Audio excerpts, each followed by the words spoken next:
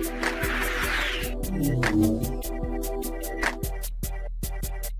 I'm going to be discussing healing the mother wound. I'm going to be doing 2 separate episodes. One of them is going to be the mother wound, the next one will be the father wound. But today I'm going to be discussing, first of all, what is the mother wound, how it affects a person throughout their lives, specifically their intimate relationships, and finally, how to heal the mother wound. To begin, the mother wound can be defined as your mother not being emotionally attuned and available to you as a child. Now, she may have been there physically, but ultimately, emotionally, she was absent. I'm going to share some insights from an article. This one is called What is the Mother Wound and How Do You Heal It by Timothy Legg, PhD. He says that mothers mold us, often physically in the womb, though there are many other types of mother-child relationships, such as adoption, so physically and emotionally through their interactions with us. Now, the bond with a mother is so strong with a child that he says British psychoanalyst Donald Winnicott believed that there's no such thing as an infant, rather, only an infant and their mother, essentially one sort of enmeshed unit. He believed that a child's sense of self is built by the kind of relationship that they have with their primary caregiver, usually the mother. So essentially, when there is this lack of attunement, when there's lack of emotional nutrients, lack of connection, there creates this mother wound. So who typically experiences the mother wound? He says that children, usually daughters, but sometimes also sons, are said to experience the mother wound if some of the following experiences happen. Provided support from the mother by taking care of the physical needs of the child. However, they did not give love, care, and security. They didn't provide empathy to mirror the child's emotions and help them label and manage those emotions. Didn't allow the child to express negative emotions.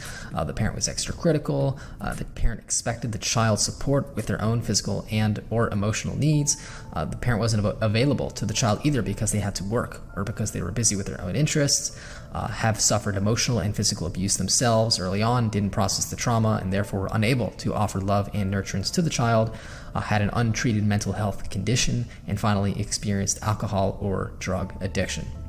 So he says that daughters and sons can both experience the mother wound. However, it is most usually typical that the mother to daughter would create the mother wound. He says, thanks to psychologist Mary Ainsworth and her attachment theory, we know that the trust that a mother instills in childhood positively affects not only the child's present, but also their future relationships, meaning a child who acquires the mother wound is most likely going to struggle with trust and ultimately perpetuate this type of relationship with their own child.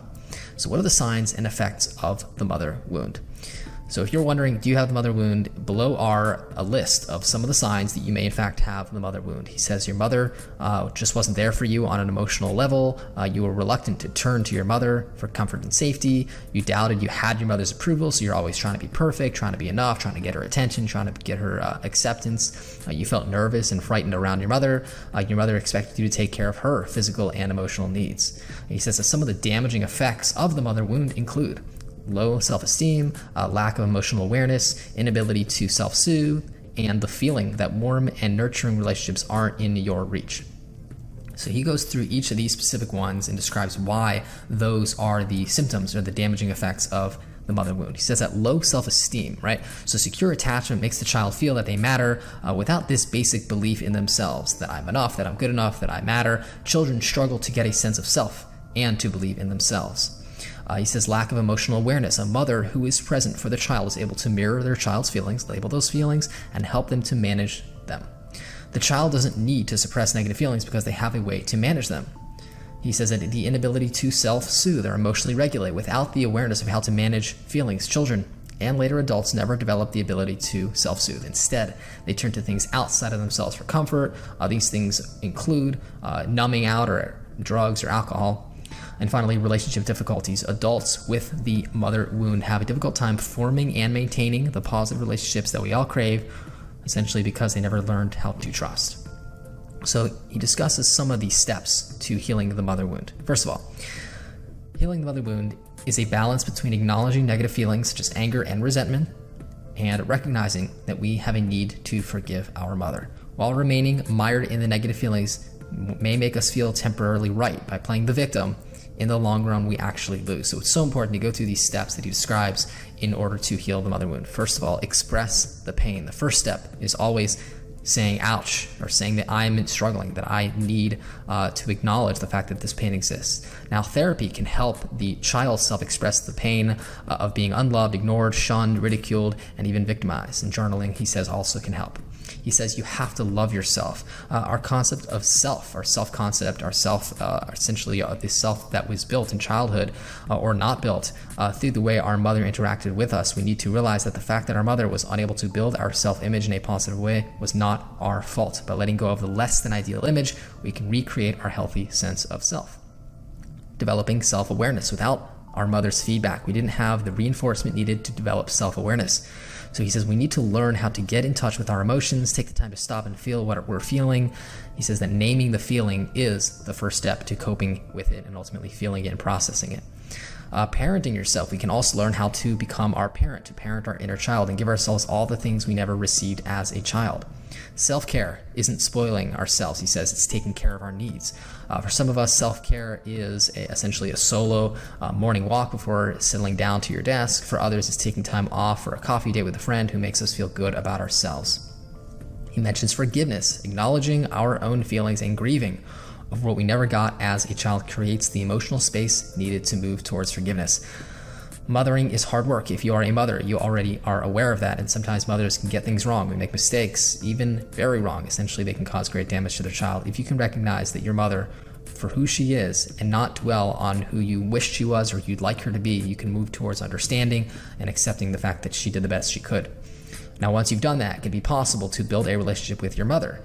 Learn to set boundaries. You may find that together, you and your mother can actually build some sort of relationship. Even if it's not a perfect relationship, it can be something meaningful.